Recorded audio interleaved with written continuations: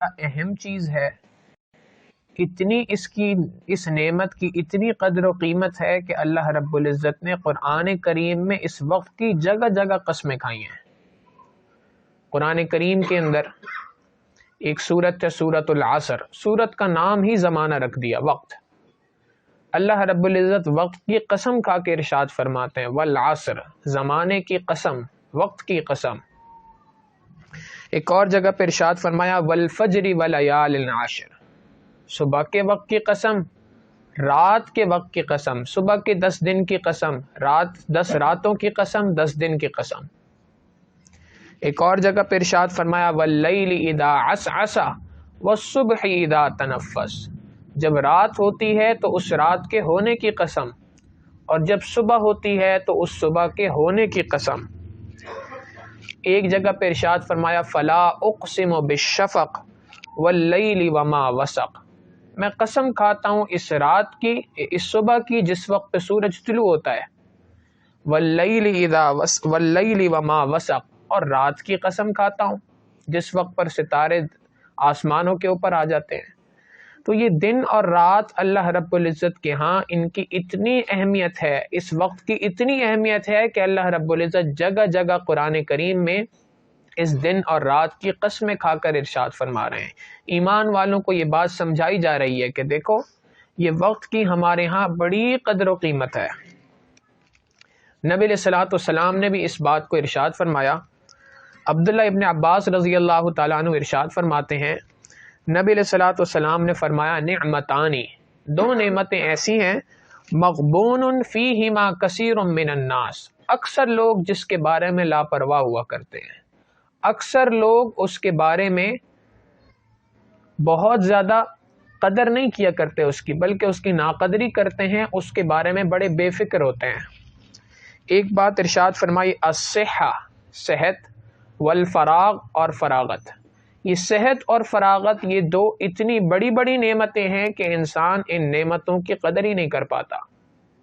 چنانچہ جوانی کے اندر صحت ساتھ دیتی ہے، اس صحت کے ساتھ دینے کے ساتھ مصیبت یہ ہوتی ہے کہ دل عبادت کے لیے ساتھ نہیں دیتا، اور جب انسان بڑھاپے کی عمر کو پہنچ جاتا ہے تو دل ساتھ دے رہا ہوتا ہے، صحت ساتھ نہیں دیتی ہے۔ تو یہ صحت ایک بہت بڑی نعمت ہے، ہم نے اس کو نعمت ہی نہیں سمجھا آج تک۔ جوانی کے اندر انسان جب چاہے اللہ رب العزت کے سامنے کھڑا ہو سکتا ہے، رکوع کر سکتا ہے، سجدہ کر سکتا ہے۔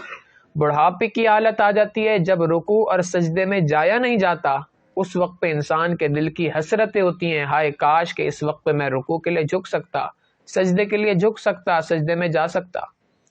بالکل اسی طریقے سے فراغت بھی ہے کہ اگر اللہ رب العزت نے دنیا کے جھمیلوں سے انسان کو فارغ کر کے کچھ وقت اپنی عبادت کے لیے مرکوز کیا، یہ بہت بڑی اللہ کی نعمت ہے۔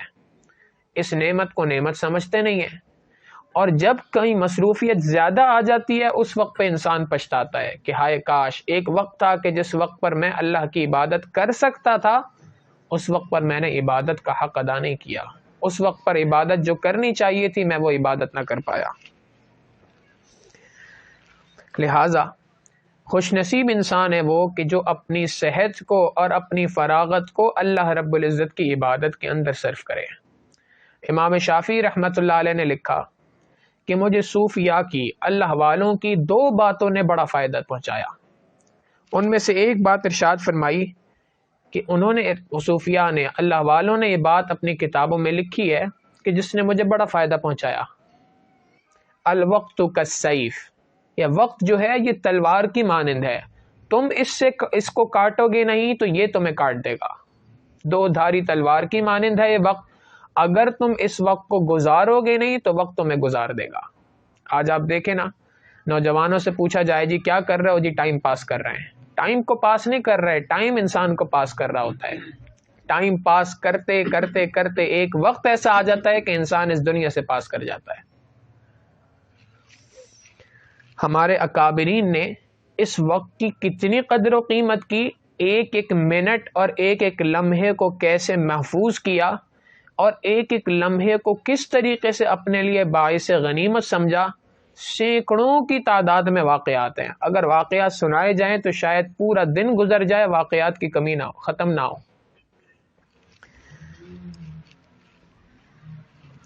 ابن ابو القیس رحمۃ اللہ علیہ یہ بہت بڑے محدث گزرے ہیں. ان کے بارے میں آتا ہے کہ یہ ہر وقت پر حدیث مبارکہ کی خدمت میں لگے رہتے تھے، حدیث مبارکہ کا درس دیا کرتے تھے. جب درس سے فارغ ہو جایا کرتے تھے تو اس وقت پر حدیث کا مطالعہ کیا کرتے تھے. قریب میں کوئی شخص آ کے بیٹھ بھی جاتا تھا تو اس سے کوئی بات چیت نہیں کیا کرتے تھے. ایک مرتبہ کسی نے کہا کہ حضرت یہ آپ کے ساتھ لوگ بیٹھے ہیں، آپ سے بات کرنا چاہتے ہیں، آپ بات نہیں کرتے ہیں. فرمایا تم سورج کو تھوڑی دیر کے لیے تھام لو، جتنی دیر تم سورج کو تھامو گے اتنی دیر کے لیے میں ان سے بات کرنے کے لیے تیار ہوں. حقیقت یہی ہے کہ یہ سورج جو غروب ہو رہا ہوتا ہے یہ انسان کو پکار پکار کے کہہ رہا ہوتا ہے، اے انسان میں تیری زندگی کا آج ایک دن اور غروب کر رہا ہوں، پھر لوٹ کر یہ جو دن گزرا ہے یہ دن دوبارہ لوٹ کر تمہاری زندگی میں کبھی نہیں آئے گا. جو دن آئے گا وہ ایک نیا دن ہوگا، اور جب غروب ہو جائے گا تو وہ دن ختم ہو جائے گا، ایک اگلا دن انسان کی زندگی میں آئے گا. یہ دن ایک مرتبہ چلا جائے، یہ وقت چلا جائے تو یہ گزرا ہوا وقت لوٹ کر نہیں آیا کرتا. حماد ابن اسلمی رحمہ اللہ ایک بہت بڑے محدث گزرے، یہ بھی حافظ الحدیث تھے. ان کے بارے میں آتا ہے کہ یہ اپنا سارا کا سارا وقت حدیث مبارکہ کی خدمت میں لگایا کرتے تھے. حدیث مبارکہ کی خدمت سے جب فارغ ہوتے تھے تو جو وقت بچ جاتا تھا وہ سارا کا سارا نفل پڑھنے میں، عبادات کرنے میں گزارا کرتے تھے. اور اللہ کی شان کہ چونکہ ساری زندگی عبادت، یہ حدیث کی خدمت وہ بھی عبادت ہے اپنی جگہ، مگر حدیث کی خدمت میں یا اللہ رب العزت کی انفرادی عبادت کے اندر گزاری تو موت بھی اسی حالت کے اندر آئی. نبی علیہ الصلوۃ والسلام کی حدیث مبارکہ ہے کما تعیسون تموتون، جیسے تم دنیا کے اندر زندگی گزارتے ہو تمہیں موت بھی اسی حال میں آتی ہے. چنانچہ عصر کی نماز پڑھ رہے تھے، سجدے کی حالت کے اندر موت آئی. امام ابو یوسف رحمۃ اللہ علیہ ساری زندگی چونکہ اللہ رب العزت کے دین کی خدمت کرتے ہوئے گزاری، ساری زندگی عبادات کرتے ہوئے گزاری تو موت بھی اسی حال کے اندر آئی. ان کے ایک شاگرد تھے، انہوں نے ایک مرتبہ اپنے ساتھیوں کو جمع کیا کہ جی پتہ چلا ہے کہ ہمارے استاد محترم امام ابو یوسف رحمۃ اللہ علیہ سخت بیمار ہیں، لہٰذا ہم چلتے ہیں اور جا کے ان کی عیادت کرتے ہیں، ان سے ملاقات کرتے ہیں، مزاج پرسی کریں گے. اب جب امام ابو یوسف رحمۃ اللہ علیہ کے پاس وہ پہنچے ہیں تو امام ابو یوسف رحمۃ اللہ علیہ نے ان سے سوال کیا، بتاؤ رمی جمار ماشین افضل ہے یا راکبن افضل ہے؟ رمی جمار کہتے ہیں جب حج پہ جاتا ہے انسان تو اس وقت پر 3 مختلف پتھر ہیں، 3 مختلف پلر ہیں جن کے اوپر پتھر مارے جاتے ہیں، کنکریاں ماری جاتی ہیں. ہماری عام اصطلاح کے اندر کہا جاتا ہے جی شیطان کو کنکریاں ماری جا رہی ہیں. شیطان نہیں ہے، مگر ابراہیم علیہ الصلوۃ والسلام نے اس مقام پر شیطان کو کنکریاں ماری تھی تو اس کی یاد میں اللہ نے اس رمی کو سنت قرار دے دیا، ضروری قرار دے دیا، واجب قرار دے دیا. چنانچہ امام اعظم امام ابو یوسف رحمۃ اللہ علیہ نے اپنے طلباء سے، اپنے شاگردوں سے سوال کیا کہ یہ جو پتھر کا مارنا ہے یہ سواری پہ سوار ہو کے مارنا افضل ہے یا پیدل چل کے مارنا افضل ہے؟ بعض نے کہا حضرت ماشین، پیدل چل کے مارنا افضل ہے. حضرت نے فرمایا نہیں. بعض نے کہا نہیں حضرت، راکبن یعنی سوار ہو کے سواری پہ جانا اور وہاں پہ جا کے پتھر کا مارنا یہ افضل ہے. حضرت نے فرمایا نہیں. طلباء نے کہا حضرت پھر صحیح مسئلہ کیا ہے، اس کی وضاحت فرما دیجئے. فرمایا کہ جس جگہ پر جا کر جمار کرتے ہوئے، کنکری مارتے ہوئے، مارنے کے بعد دعا مانگنا افضل ہے، وہاں پر کنکری مارنا پیدل افضل ہے. جہاں کہیں پر بھی جس جمار کے اوپر بھی، جس جمرے کے اوپر بھی جا کر کنکری مارنے کے بعد دعا کا کرنا سنت ہے، وہاں پر پیدل جا کر جمرہ کرنا، وہاں پر پیدل جا کے کنکری مارنا سنت ہے. اور جس جگہ پر کنکری مارنے کے بعد فوراً وہاں سے رخصت ہونے کا حکم دیا، دعا مانگنا ثابت نہیں، وہاں پر سواری پر سوار ہو کر کنکری مارنا افضل ہے. ابھی یہ مسئلہ بتایا اور اس کے بعد شاگردوں کو کہا کہ ٹھیک ہے آپ چلے جائیں. شاگرد وہاں سے باہر نکلے، پیچھے امام ابو یوسف رحمۃ اللہ علیہ کی ایک آواز آئی، اشہد ان لا الہ الا اللہ واشہد ان محمد رسول اللہ. شاگرد پلٹ کے بھاگے اور پیچھے جا کے دیکھا تو حضرت امام صاحب کا انتقال ہو گیا تھا. زندگی کے آخری وقت، جس وقت پر انسان اس دنیا سے رخصت ہو رہا ہے، اس وقت پر بھی دین کے کسی مسئلے کو سمجھاتے ہوئے دنیا سے چلے گئے۔ قریب کے زمانے کی مثال لے لیں، ایک بہت بڑے بزرگ گزرے ہیں، حضرت مولانا حبیب الرحمن لدھیانوی رحمۃ اللہ علیہ، بہت بڑے عالم دین تھے۔ ان کے بارے میں بھی یہ بات آتی ہے کہ جس وقت پر ان کی وفات ہوئی تو وفات کے وقت پہ ان کے سینے کے اوپر ایک استفتاء تھا، ایک سوال تھا جو کسی نے حضرت کو بھیجا تھا، اور حضرت اس کا جواب لکھ رہے تھے۔ جواب لکھتے لکھتے اس دنیا سے چلے گئے۔ تو جنہوں نے واقعتاً وقت کی قدر کی ہے، انہوں نے اس طریقے سے قدر کر کے دکھائی، ایک ایک لمحہ، ایک ایک منٹ اپنا جو ہے وہ اسی طریقے سے قیمتی بنایا۔ یہ تو ان لوگوں کی بات تھی جو دنیا سے جا چکے ہیں۔ جو افراد دنیا میں موجود ہیں ان کی بھی ایک مثال لے لیں۔ شیخ الاسلام حضرت مفتی محمد تقی عثمانی صاحب دامت برکاتہم العالیہ، سینکڑوں لوگ اس بات کے گواہ ہیں، حضرت اپنے گھر سے نکل کے جب مسجد میں جا رہے ہوتے ہیں تو یہ جو وقت ہے، جو گھر سے نکل کر مسجد کی طرف جا رہے ہیں، یہ وقت بھی قیمتی نہیں چھوڑتے، یہ وقت بھی قیمتی بنائے بغیر چھوڑتے نہیں ہیں۔ اس وقت میں بھی قرآن کریم کی تلاوت چل رہی ہوتی ہے، چونکہ حضرت حافظ قرآن نہیں ہے، قرآن کریم کا چھوٹا سا نسخہ ہاتھ میں ہوتا ہے، اس کو لے کر جا رہے ہوتے ہیں۔ حضرت کا اکثر معمول ہے، اپنی گاڑی میں بیٹھ کے سفر کر رہے ہیں تو سفر کے درمیان بھی کسی خط کا جواب دے رہے ہیں، کسی کتاب کا حوالہ لکھ رہے ہیں، کوئی نہ کوئی کام اپنے لیے مختص کر کے رکھتے تھے کہ بھئی میں نے فلاں جگہ سے فلاں جگہ کا سفر کرنا ہے، اب یہ جو سفر کا وقت ہے یہ وقت کیسے کاٹنا ہے، اس کے لیے فلاں چیز کو اس وقت کے لیے مختص کر لیا جائے۔ حضرت کی ایک بہت ہی مشہور ترجمہ ہے، آسان ترجمہ قرآن، جو حضرت شیخ الاسلام مفتی محمد تقی عثمانی صاحب دامت برکاتہم العالیہ نے لکھا ہے۔ اور یہ آسان ترجمہ قرآن آج کے اس زمانے میں قرآن کریم کے ترجمے کو سلیس، آسان ترین اردو میں اگر کوئی ترجمہ پڑھنا چاہے تو سب سے بہترین ترجمہ ہے۔ اور صرف ترجمہ نہیں ہے، مختلف حاشیے بھی ساتھ میں ہیں، جہاں کہیں قرآن کریم کی کوئی آیت ہے جس کا پس منظر سمجھنے کی ضرورت ہے، کوئی بات ہے جو وہاں پر اس آیت کی تفصیل کے لیے ضرورت ہے، تو مختصر الفاظ میں شارٹ کٹ کے اندر ان الفاظ کے ساتھ وہاں پر وہ بات کو لکھ بھی دیا ہے۔ 2 جلدوں میں پورے قرآن کریم، اگر کوئی شخص مفہوم سمجھنا چاہے قرآن کریم کا، قرآن کریم کی بنیادی پیغام کو سمجھنا چاہے تو اس کتاب کا مطالعہ کر لے۔ یہ جو کتاب حضرت نے لکھی ہے، یہ جو تفسیر قرآن لکھی ہے، آپ ہر سورت کے آخر میں دیکھیں حضرت نے لکھا ہے کہ یہ تفسیر، یہ قرآن کریم کی اس سورت کا ترجمہ میں نے کہاں پر مکمل کیا۔ تو ہر سورت کے آخر میں آپ کو ملے گا کہ الحمدللہ یہ سورت فلاں تاریخ کو جمادی الثانی، جمادی الاولی، جو بھی مہینہ ہے اس کو لکھا ہے، آگے سال لکھا ہے، اور اس کے بعد فلاں جگہ سے فلاں جگہ جاتے ہوئے دوران پرواز جہاز کے اندر لکھا ہے۔ ہر صورت کو، یہ جو وقت تھا جو ایک جگہ سے دوسری جگہ جانے کا، ہوائی جہاز کا سفر تھا، اس سفر کا جو وقت تھا اس کو بھی قیمتی بنایا، اور اس کے درمیان میں ایک تفسیر قرآن لکھ دی۔ انسان اگر اپنے وقت کو قیمتی بنانا چاہے تو کیسے قیمتی بنا سکتا ہے؟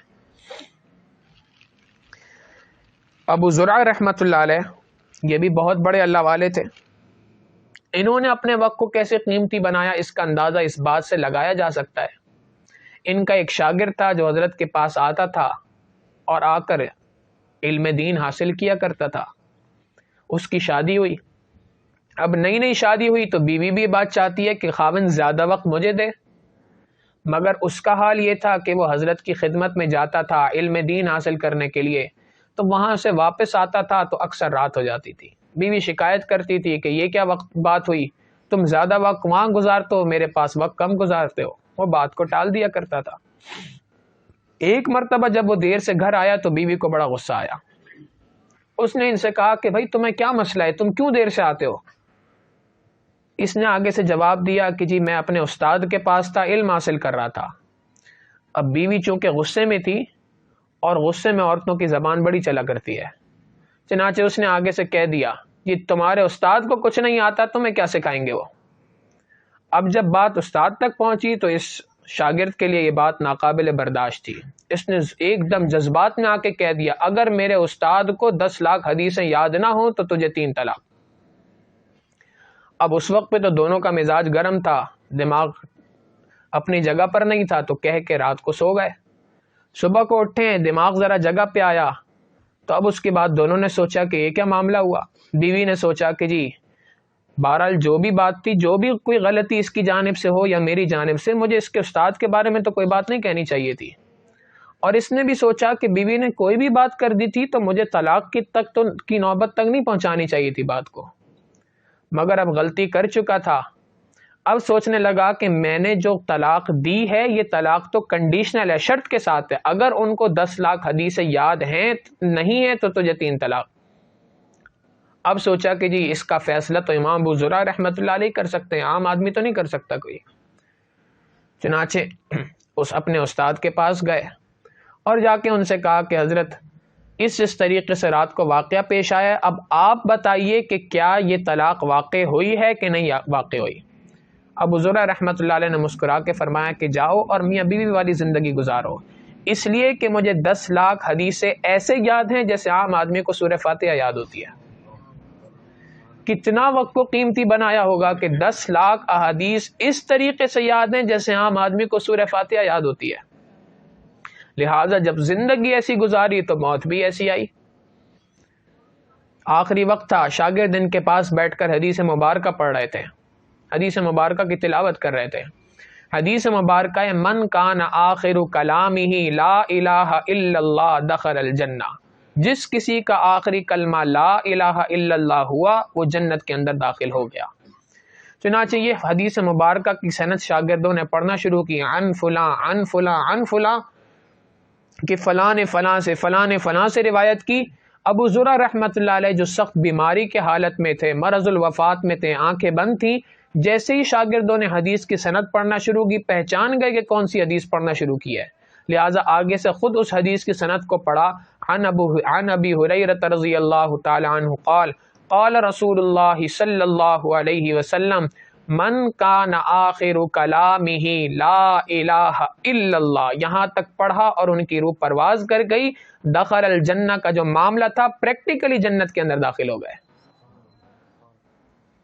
تو جس نے زندگی کا ایک ایک لمحہ قیمتی بنایا، اللہ رب العزت نے موت بھی اسی طریقے کی عطا کی۔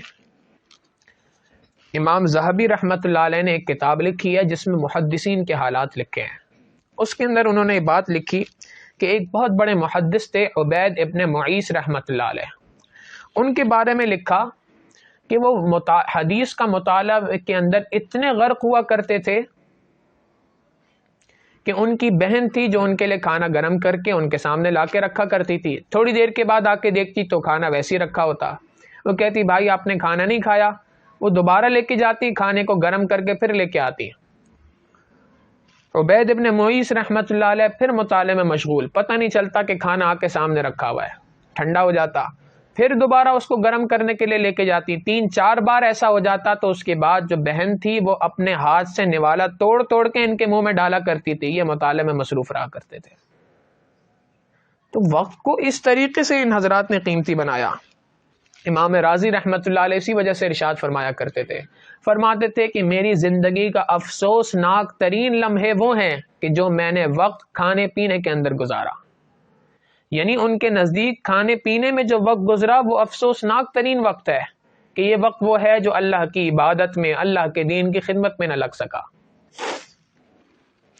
ایک اللہ والے کے بارے میں کتابوں میں بات لکھی ہے کہ خشک ستو جو ہے وہ ایسے پھانک کر رہے تھے، تو کسی نے ان سے کہا کہ حضرت اگر اس ستو کو پانی میں ملا دیا جائے، تھوڑا سا گڑ ڈال دیا جائے تو اس کا ٹیسٹ اچھا ہو جاتا ہے، اور جب ٹیسٹ اچھا ہوتا ہے تو کھانے کو میں انسان کو پینے کے اندر ذائقہ محسوس ہوتا ہے، تو طبیعت کے اندر ذرا فریشنس آتی ہے۔ تو فرمانے لگے کہ میں نے تجربہ کیا، میں نے ٹائم کیلکولیٹ کیا کہ اگر اس ستو کو پانی میں ڈالا جائے، گڑ اس کے اندر ڈالا جائے، اس کو ہلایا جائے، مکس کیا جائے، تو جتنی دیر اس سارے کام میں لگتی ہے اتنی دیر میں 70 مرتبہ سبحان اللہ پڑھ لیا کرتا ہوں۔ لہٰذا اس وجہ سے میں نے خشک ستو کھانا شروع کر دیا، خشک ستو پھانکنا شروع کر دیا۔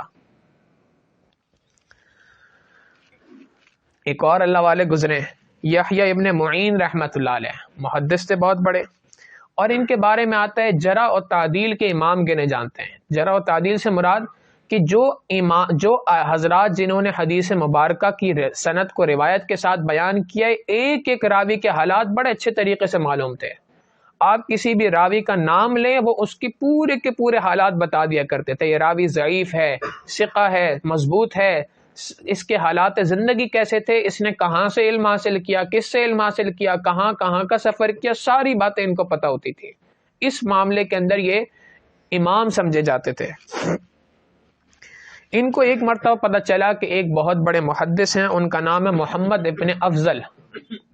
ان کے پاس ایک حدیث مبارکہ ہے جس کی سند مجھ تک نہیں پہنچی. تو چنانچہ انہوں نے ارادہ کیا، ان کے پاس سفر کر کے پہنچے محمد ابن افضل رحمۃ اللہ علیہ کے پاس کہ میں ان سے حدیث مبارکہ سنوں. دروازہ کھٹکھٹایا، محمد ابن افضل رحمۃ اللہ علیہ نے دروازہ کھولا اور دروازے کے اوپر انہوں نے کہا کہ حضرت میں نے پتہ چلا ہے کہ آپ کے پاس فلاں حدیث مبارکہ کی سند ہے، یہ سند میرے پاس نہیں ہے، لہٰذا اگر آپ مجھے اس حدیث کی اجازت دے دیں، یہ حدیث بیان کر دیں میرے سامنے، تو میرے پاس اس حدیث کی سند بھی آ جائے گی. انہوں نے فرمایا کہ ہاں یہ حدیث مبارکہ کی سند مجھ تک ہے اور میرے پاس تک پہنچی ہے، اور میں اس حدیث کی سند تمہارے پاس لے کے آتا ہوں، اندر لکھی ہوئی رکھی ہوئی ہے میرے پاس، میں وہ لے کے آتا ہوں، تو میں دکھاؤں گا بھی اور اس کے بعد پڑھ کے سناؤں گا بھی. یہ کہہ کے وہ دروازے سے ہٹ کر اندر جانے لگے تو انہوں نے ان کا دامن پکڑ لیا. حضرت خدا کے لیے مجھے یقین نہیں کہ پتہ نہیں آپ جانے کے بعد واپس بھی آ سکیں گے کہ نہیں آ سکیں گے، لہٰذا خدا کے لیے پہلے حدیث مبارکہ کو زبانی سنا دیں، اس کے بعد اندر جا کے اپنی کتاب لے کے آئیے گا، کہیں ایسا نہ ہو کہ اس کے درمیان میں آپ کی وفات ہو جائے اور میں اس حدیث مبارکہ کے سننے سے محروم ہو جاؤں. وقت کی قدر و قیمت تھی، جانتے تھے کہ اللہ رب العزت نے جو ایک ایک لمحہ دیا ہے وہ لمحہ کتنا زیادہ قیمتی ہے. امام نووی رحمۃ اللہ علیہ، ان کے بارے میں آتا ہے، انہوں نے بہت بڑے محدث، بہت بڑے مشہور آدمی ہیں. مسلم شریف کی ایک شرح لکھی، حاشیہ لکھا جو بہت مشہور ہے. آج بھی جو مسلم شریف کی کتاب ہے اس کے نیچے انہی کا حاشیہ موجود ہے. ان کے بارے میں آتا ہے کہ لوگ ان کو اگر کبھی دعوت دیا کرتے تھے کھانے کی کہ حضرت آپ ہمارے گھر پہ کھانا کھا لیں، تو حال یہ ہوتا تھا کہ ان سے کہا کرتے تھے جی میری ایک شرط ہے، جس شرط پہ میں آپ کے یہاں کھانا کھاؤں گا. بھئی کیا شرط ہے؟ شرط یہ ہے کہ میں آپ کے گھر آؤں گا تو اپنی کتابیں لے کے آؤں گا، جتنی دیر میں کھانا بنے گا لوگوں کے آنے کا انتظار ہوگا، جو کوئی وقت ہوگا اتنی دیر میں بیٹھ کے مطالعہ کروں گا، جب کھانے کا وقت ہوگا کھانا کھاؤں گا، کھانا کھانے کے بعد بھی جب تک دیگر افراد کھانا کھا رہے ہوں گے اس وقت تک بھی میں بیٹھ کے وہاں مطالعہ کروں گا، جب سب رخصت ہونے لگیں گے اس وقت میں وہاں سے رخصت ہو جاؤں گا اور پھر گھر آ کے اپنے معمولات کو پورا کروں گا. یعنی جو وقت دعوت کے اندر کھانے سے پہلے کا ہے اس وقت کو بھی میں نے قیمتی بنانا ہے. آج ہمارا حال یہ ہے کہ کہیں دعوت پہ چلے جائیں، کہیں کسی کی دعوت کریں تو گھنٹوں کے اعتبار سے پہلے تو گپے لگتی ہیں، بات چیت ہوتی ہے، ہنسی مذاق ہوتا ہے. وقت کی قدر و قیمت حقیقتاً جس طرح سے ان حضرات نے سمجھی، کاش ہم بھی اس کو سمجھنے لگ جائیں. یہ تو وہ افراد تھے کہ جنہوں نے علم دین کے لیے اپنے وقت کو قربان کیا. انہی کے مقابلے کے اندر اور بھی افراد ہیں ایسے. ہمارے سلسلے کے ایک بزرگ گزرے ہیں حضرت خواجہ فضل علی قریشی رحمۃ اللہ علیہ، بہت بڑے اللہ والے تھے. ان کے بارے میں آتا ہے کہ ایک طرف اللہ والے تھے، نیکوکار آدمی تھے، اور دوسری طرف اپنی خانقاہ میں جو مریدین آیا کرتے تھے ان مریدین کے لیے کھانے پینے کے انتظام کے لیے حضرت نے فصلیں لگا رکھی تھی، جہاں سے گندم وغیرہ آتی تھی وہ کٹتی تھی، پھر اسی کے ذریعے سے مریدین اور جو افراد خانقاہ میں آتے تھے ان کا کھانے پینے کا انتظام اسی سے ہوا کرتا تھا. تو اپنے بارے میں فرماتے ہیں کہ میں اس کھیت میں جو ہل چلاتا ہوں، روزانہ ہل چلاتے ہوئے 80,000 مرتبہ اللہ رب العزت کے نام کا ذکر کرتا ہوں. تو انہوں نے ہل چلانے کا جو وقت ہے اس وقت کو بھی قیمتی بنا لیا.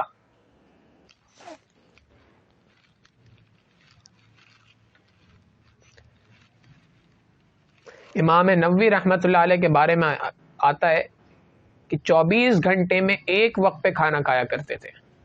آج ہمارا حال یہ ہے کہ 3 وقت کا کھانا تو پکا ہے، ناشتہ بھی کرنا ہے، دوپہر کا کھانا بھی کھانا ہے، رات کا کھانا بھی کھانا ہے. یہ 3 وقت کا کھانا تو پکا ہے ہی صحیح، اس کے علاوہ چوتھے اور 5واں وقت جو ہے وہ بھی ہم نے کہیں نہ کہیں داخل کیا ہوتا ہے. جی چائے کے ساتھ فلاں لوازمات ہونے چاہیے، دوپہر کے کھانے سے پہلے فلاں لوازمات ہونے چاہیے. 3 وقت کا کھانا ہم کھاتے ہیں، اس کے باوجود ہمارے پیٹ نہیں بھرتے. اور ان کا حال یہ تھا کہ دن میں 1 بار کھانا کھایا کرتے تھے. کیوں؟ پیسے نہیں تھے؟ فرماتے نہیں، اس لیے کہ میں نے یہ بات محسوس کی کہ کھانا زیادہ کھانے کی وجہ سے 2 مرتبہ 3 مرتبہ کھانا کھانے کی وجہ سے ایک تو کھانے میں وقت بڑا ضائع ہوتا ہے، اس کے بعد نیند کا غلبہ بھی انسان کے اوپر ہوتا ہے۔ امام بخاری رحمۃ اللہ علیہ کے بارے میں آتا ہے کہ ایک مرتبہ بیمار ہوئے تو حکیم نے ان سے کہا کہ جی ان کا سٹول ٹیسٹ ہوگا، پخانے کا ٹیسٹ کیا جائے گا، اس کے ذریعے سے معلوم کیا جائے گا کہ جی کیا بیماری ہے۔ تو جب ٹیسٹ ہوا تو ٹیسٹ کے بعد حکیم نے کہا کہ جی میری معلومات کے مطابق جو میرا علم کہتا ہے وہ یہ کہ اس شخص نے کافی زمانے سے کوئی روٹی سالن نہیں کھایا۔ لوگوں نے حضرت امام بخاری رحمۃ اللہ علیہ سے پوچھا کہ حضرت حکیم صاحب تو یہ بات کہتے ہیں؟ فرمایا کہ ہاں، پچھلے 20 سال سے میں نے روٹی اور سالن نہیں کھایا۔ حضرت پھر کھاتے کیا تھے؟ روزانہ 7 بادام کے اوپر گزارا کیا کرتا تھا۔ بھئی کیوں؟ کیا وجہ تھی حضرت اس کی؟ فرمایا کہ میں نے یہ بات محسوس کی کہ اگر میں کھانا کھاؤں گا تو کھانا کھانے میں وقت ضائع ہوگا، پھر نیند بھی زیادہ آتی ہے کھانے کے بعد، پھر تیسری بات یہ کہ کچھ کھائیں گے تو قضاء حاجت کا مطالبہ بھی ہوگا، قضاء حاجت کا تقاضا بھی ہوگا، اس کے اندر بھی وقت لگے گا۔ یہ سارا وقت میں بچا کر یہ سارا کا سارا وقت حدیث مبارکہ کی خدمت میں لگا لیتا ہوں۔ جن حضرات نے وقت کی قدر کی، واقعی انہوں نے اپنی زندگی کا ایک ایک لمحہ اس کام کے لیے گزارا۔ رابعہ بصریہ اللہ کی ایک نیک بندی، ایک شخص ان سے ملاقات کے لیے آیا تو دیکھا کہ رات کا وقت تھا، تہجد پڑھ رہی ہیں۔ اس نے کہا میں تھوڑی دیر بعد آ جاتا ہوں۔ تھوڑی دیر کے بعد آیا تو دیکھا وہی رات کا وقت ہے، تہجد ادا کر رہی ہیں۔ رات کے 3 مختلف حصوں میں آیا، ہر وقت پہ تہجد ادا کر رہی ہیں۔ فجر کے وقت پہ آیا تو دیکھا فجر پڑھ رہی ہیں۔ پھر اس کے بعد تھوڑی دیر کے بعد دوبارہ آیا تو دیکھا کہ اشراق اور فجر کے درمیان جو تھوڑا سا انتظار کا وقت تھا، تسبیح پڑھ رہی تھی۔ تسبیح پڑھتے پڑھتے تھوڑی سی آنکھ لگ گئی۔ اس بندے کے آنے سے جیسے ہی قدموں کی آواز آئی تو ہڑبڑا کے ایک دم اٹھ پڑی۔ جب اٹھی تو فوراً اللہ سے دعا مانگ رہی، اللہم انی اعوذ بک من العین لا تشبع من النوم۔ اے اللہ میں ان آنکھوں سے آپ کی پناہ مانگتی ہوں جو نیند سے بھرتی نہیں ہیں۔ ساری رات اللہ کی عبادت کی، ابھی بھی مصلی پہ بیٹھے بیٹھے ویسے ہی آنکھ لگ گئی، تب بھی اللہ سے پناہ مانگ رہی ہے، یا اللہ میں آپ سے پناہ مانگتی ہوں ان آنکھوں سے کہ جو نیند سے بھرتی نہ ہو۔ اور ہمارا حال یہ ہے کہ ہمارے لیے کم از کم بھی 8 گھنٹے 10 گھنٹے سے کم کی نیند تو کوئی بات ہی نہیں ہے۔ ایک طالب علم ساتھی تھے، ایک مرتبہ اس عاجز کے پاس آئے، پوچھا کہ جی کتنی دیر نیند کرنی چاہیے روزانہ؟ میں نے کہا کہ جی عام آدمی کو 6 سے 8 گھنٹے سونا چاہیے۔ اللہ والوں کی باتیں تو بڑے لوگوں کی باتیں، لیکن عام آدمی کو 6 سے 8 گھنٹے اپنی نیند پوری کرنی چاہیے تاکہ وہ باقیہ وقت جو ہے وہ صحیح طریقے سے چستی کے ساتھ گزار سکے، دین کی خدمت میں گزار سکے۔ وہ کہنے لگے کہ جی استاد جی 6 سے 8 گھنٹے کے اندر کون سی نیند پوری ہوتی ہے؟ بھئی کتنے گھنٹوں میں پوری ہوتی ہے؟ کم از کم 12 گھنٹے تو چاہیے نیند کے۔ اب اگر ایک شخص 12 گھنٹے سوئے گا تو اٹھنے کے بعد بھی نیند کا خمار تو اس کے اوپر رہے گا۔ یہ کیسے ہو سکتا ہے کہ اس کے بعد بندہ اٹھے اور بالکل فریش ہو؟ ہمارے بڑوں نے اپنے وقت کو قیمتی بنایا، ایک ایک وقت کو، ایک ایک لمحے کو قیمتی بنایا۔ اللہ رب العزت نے ان افراد کی زندگیوں کو دوسروں کے لیے ہدایت کا ذریعہ بنا دیا۔ یہ وقت بڑی قیمتی چیز ہے، ضائع کرنے کی چیز نہیں ہے۔ شاعر نے کہا ہو رہی ہے عمر مثل برف کم، رفتہ رفتہ چپ کے دم بدم۔ ہر آنے والا لمحہ ہمیں بتا رہا ہے کہ ایک لمحہ، ایک گھڑی تمہاری زندگی سے ختم ہو گئی ہے۔ ایک اللہ والے تھے، وہ فرمایا کرتے تھے کہ اللہ رب العزت نے جو مجھے ہدایت کی زندگی عطا فرمائی تو میری ہدایت کا ذریعہ ایک برف والا بنا۔ لوگوں نے کہا حضرت برف والا آپ کی ہدایت کا ذریعہ بن گیا، وہ کیسے؟ فرمانے لگے ہاں، ایک مرتبہ سخت گرمی کا موسم تھا، لو چل رہی تھی، اور ایک برف والا تھا جو اپنی برف کو بیچ رہا تھا، آوازیں لگا رہا تھا، اور کوئی اس سے برف خرید نہیں رہا تھا۔ چونکہ گرمی زیادہ تھی تو برف تیزی کے ساتھ پگھل رہی تھی۔ کافی دیر ادھر ادھر چکر لگاتا رہا، آخر میں جب اس کی برف بالکل پگھل رہی تھی اور کوئی خریدنے والا نہیں تھا تو اس نے فریاد رسی کرنا شروع کر دی۔ اب اس کی آواز بدل گئی، الفاظ بدل گئے، کہنے لگا لوگوں اس شخص کے حال پہ رحم کرو جس کا سرمایہ پگھل رہا ہے۔ واقعی ہمارا حال بھی یہی ہے کہ جیسے جیسے وقت گزرتا جا رہا ہے ہمارا سرمایہ پگھلتا جا رہا ہے۔ یہ ہماری زندگی ہمارا سرمایہ ہے۔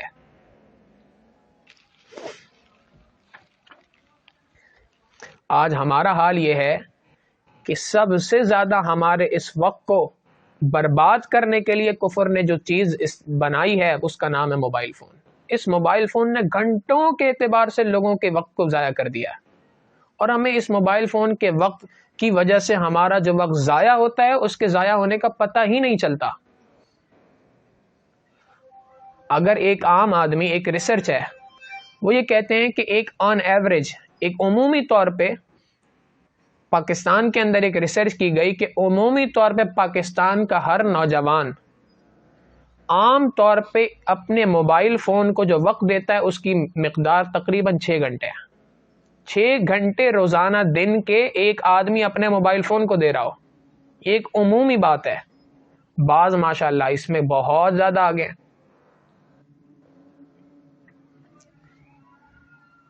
تو اس وقت کی قدر کرنے کی ضرورت ہے۔ جتنی اہمیت ہم نے اس موبائل فون کو دے رکھی ہے، کاش اتنی اہمیت ہم نے اللہ کے کلام کو دے رکھی ہوتی، ہم نے اتنی اہمیت اللہ کے قرآن کو دے رکھی ہوتی، تو واقعی اگر 6 گھنٹے موبائل فون استعمال کرنے کے بجائے اگر 6 گھنٹے اللہ کا کلام پڑھا ہوتا، تو واقعی آپ سوچیں کہ ہم اپنے بڑوں کی اسلاف کے ساتھ ہماری زندگی بھی اسلاف کی زندگیوں کی طرح گزرتی ہے، ہماری روحانی کتنی ترقی ہو جانی تھی اس سے۔ حضرت مرشد عالم رحمۃ اللہ علیہ فرمایا کرتے تھے اپنی آخری عمر میں کہ میں عدیم الفرصت ہو گیا ہوں۔ فرماتے تھے تمہارے لیے دن اور رات کا فرق ہے، میرے لیے دن اور رات برابر ہو چکے ہیں۔ حضرت اقدس تھانوی رحمۃ اللہ علیہ کے بارے میں بھی یہی آتا ہے۔ حضرت تھانوی رحمۃ اللہ علیہ فرماتے تھے کہ عام لوگوں کے لیے رمضان اور غیر رمضان کے معمولات میں فرق ہوتا ہے۔ ہر بندے کے ساتھ یہی ہے کہ جب رمضان کا مہینہ آتا ہے عبادات بڑھا دیا کرتا ہے اپنی۔ فرماتے تھے کہ ہر آدمی کے لیے رمضان اور غیر رمضان کا فرق ہے، میرے معمولات میں رمضان اور غیر رمضان میں کوئی فرق نہیں آتا۔ یعنی جیسے ہم رمضان گزارتے ہیں ہمارے اکابر سارا سال ویسے گزارا کرتے تھے۔ حضرت شیخ الحدیث مولانا زکریا صاحب رحمۃ اللہ علیہ کے والد صاحب تھے حضرت مولانا یحییٰ رحمۃ اللہ علیہ، اپنے بارے میں ارشاد فرماتے ہیں کہ ایک مرتبہ میرے دل میں بڑی یہ چاہت ہوئی کہ میں سردیوں کے موسم کے اندر دھوپ میں بیٹھ کر گنا چوسوں۔ اب یہ گاؤں دیہات کے لوگوں کو تو اس کے مزے پتہ ہیں، ہم جیسے لوگ جو شہر کے رہنے والے ہیں شاید ان کو اس بات کا اندازہ نہ ہو، مگر بہرحال یہ اس زمانے کی ایک بڑی ایکٹیویٹی تھی کہ دھوپ میں بیٹھ کر انسان، سردی کا موسم ہو، دھوپ کے اندر بیٹھے، دھوپ کے مزے بھی ہوں اور ساتھ میں گنے کو چوسے۔ فرماتے ہیں یہ میرے دل کی ایک خواہش تھی، 20 سال گزر گئے مجھے وقت نہیں ملا اپنی اس خواہش کو پورا کرنے کا۔ کتنا وقت کو انہوں نے قیمتی بنایا ہوگا، کتنا ایک ایک لمحے کو قیمتی بنایا ہوگا۔ جن کو آخرت کی فکر ہوتی ہے واقعی ان کا حال یہی ہوتا ہے۔ خواجہ محمد معصوم رحمۃ اللہ علیہ نے اپنی کتاب اپنے مکتوبات کے اندر ایک بات لکھی ہے، وہ فرماتے ہیں کہ وقت کی مثال اسی طریقے سے سمجھنی چاہیے جیسا کہ ایک طالب علم ہے، وہ امتحان گاہ کے اندر ہے، امتحان ہال کے اندر ہے اور امتحان دے رہا ہے، اس کو پتہ ہے کہ مثال کے طور پہ میرا یہ جو پرچہ ہے یہ 3 گھنٹے کا ہے، اب وہ اپنے 3 گھنٹے کو قیمتی بناتا ہے۔ اگر اس وقت پر واش روم کا تقاضا بھی آ جاتا ہے تو اس کو دباتا ہے، روکتا ہے اس کو، اگر بہت مجبوری ہو جائے تو جاتا ہے، تو جا کے وہاں پہ بیٹھا نہیں رہتا، فوراً کوشش کرتا ہے جتنی جلد ہو سکے میں وہاں سے فارغ ہو کے واپس آؤں۔ فرماتے ہیں یہ دنیا بھی دارالامتحان ہے، یہ امتحان گاہ ہے، اس کو ایسے ہی سمجھنا چاہیے جیسے کہ ایک طالب علم امتحان گاہ میں اپنے آپ کو سمجھتا ہے کہ جی میرے پاس وقت تھوڑا ہے، جو کچھ مجھے پتا ہے میں نے ساری باتیں اس کے اندر لکھنی ہے۔ تو جو کیفیت امتحان گاہ میں ایک طالب علم کی ہوتی ہے، مؤمن کی دنیا کے اندر رہتے ہوئے اسی طریقے کی کیفیت ہونی چاہیے۔ آپ یاد رکھیں یہ جو ہمارا جسم ہے یہ ادھار کا مال ہے، یہ اللہ رب العزت نے ایک وقت مقررہ تک ہمیں استعمال کرنے کے لیے دیا ہے، یہ ہمارا نہیں ہے، یہ اللہ کا ہے، اللہ نے ہمیں استعمال کرنے کے لیے دیا ہے۔ اور دنیا کا دستور ہے کہ ادھار کی چیز کو پروڈکٹیو بناتے ہیں، قیمتی بناتے ہیں۔ اگر گھر پہ استری خراب ہو جائے اور پڑوس سے اگر کوئی شخص استری مانگ کے لے آئے کہ جی استری خراب ہو گئی ہے ذرا تھوڑی دیر کے لیے استری دے دیں، تو ایک جوڑا استری نہیں کرتے، اپنا بھی جوڑا استری کر لیتے ہیں، اپنے گھر والوں کا، بیوی ہے تو شوہر کے جوڑے بھی استری کر لے گی، بچوں کے جوڑے بھی استری کر لے گی، سب کے جوڑے استری کر لیتی ہے۔ کیوں؟ 1-2 دن تک اگر استری خراب رہی تو کسی کو استری کی وجہ سے پریشانی نہ ہو، تھوڑے وقت کے لیے مانگا، یہ بار بار تھوڑی مانگی جاتی ہے استری، تھوڑے وقت کے اندر زیادہ چیز کو استعمال کیا جاتا ہے. یہ ادھار کے مال کا اصول ہے. دنیا کے اندر انسان کا جسم بھی اللہ رب العزت کی جانب سے ادھار ہے، لہٰذا اس کو بھی اسی طریقے سے استعمال کرنا چاہیے. انسان یہ سوچ لے کہ اللہ نے تھوڑے وقت کے لیے ہمیں ادھار پہ دیا ہے، ہم جتنی زیادہ اس کو عبادات میں گزار سکتے ہیں گزار لیں. یاد رکھیں دنیا کے اندر جو سب سے زیادہ مصروف ترین افراد تھے، اگر انہوں نے بھی اپنے آپ کو عبادت میں لگانا چاہا تو عبادت میں لگا کر مثالیں قائم کر دی. ہارون رشید کے بارے میں آتا ہے کہ بادشاہ وقت تھا. بادشاہ سے زیادہ عام طور پہ مصروف آدمی تو کوئی نہیں ہوتا. بادشاہ وقت تھا، بادشاہ ہونے کے ساتھ ساتھ معمول تھا روزانہ 200 رکعت نفل پڑھا کرتا تھا. ہمارے حضرت فرماتے ہیں جب یہ بات پڑھی تو مجھے بڑی حیرانگی ہوئی کہ ایک بادشاہ وقت روزانہ 200 رکعت پڑھتا رہے، یہ کیسے ممکن ہے؟ فرماتے ہیں میں نے اس واقعے کو، اس بات کو ویریفائی کرنے کی کوشش کی کہ جی اس کو ذرا کتابوں میں پڑھیں کہ صحیح بات کیا ہو سکتا ہے 20 رکعت ہو، کسی نے غلطی سے اس کو 200 آگے بیان کر دیا ہو.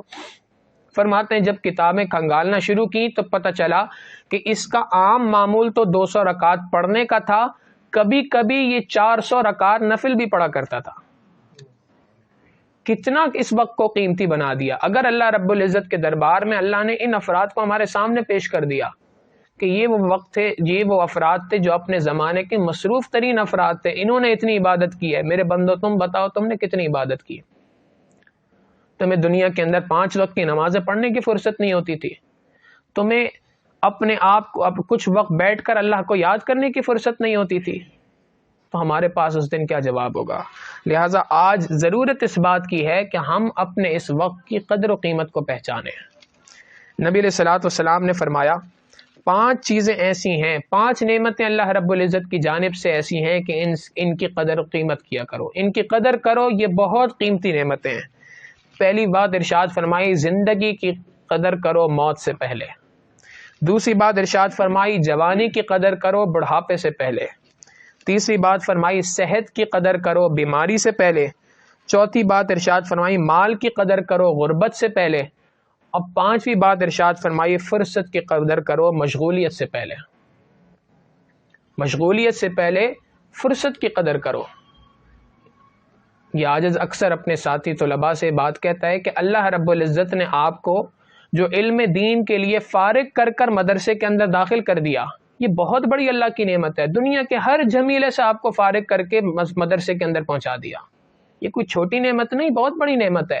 بے تحاشا لوگ دنیا کے اندر آج بھی ایسے ہیں جو علم دین پڑھنا چاہتے ہیں، علم دین حاصل کرنا چاہتے ہیں، مگر ان کے پاس فرصت نہیں ہے. ذمہ داریوں نے ان کو اس طریقے سے گھیر رکھا ہے کہ ان ذمہ داریوں کے گھیرنے کی وجہ سے اپنے آپ کو وہ فارغ نہیں کر پاتے علم دین کے حاصل کرنے کے لیے. لہٰذا فرصت کو غنیمت سمجھے انسان مشغولیت سے پہلے. علامہ اقبال نے فرمایا میسر آتی ہے فرصت فقط غلاموں کو، میسر آتی ہے فرصت فقط غلاموں کو، نہیں ہے بندہ حر کے لیے جہاں میں فراغ. جو آزاد بندہ ہے اس کے لیے کوئی وقت فارغ نہیں ہوتا، اس کا ہر لمحہ ہر منٹ جو اس کا ہوتا ہے وہ سارا کا سارا اللہ رب العزت کی یاد میں گزر رہا ہوتا ہے. آج معاملہ یہ ہے کہ سال کی ابتدا ہوتی ہے تو ہر بندہ خوشیاں منا رہا ہوتا ہے. مومن کے لیے خوشی نہیں ہے، مومن کے لیے تو فکر ہے اس بات کی کہ میری زندگی کا 1 سال اور کم ہو گیا.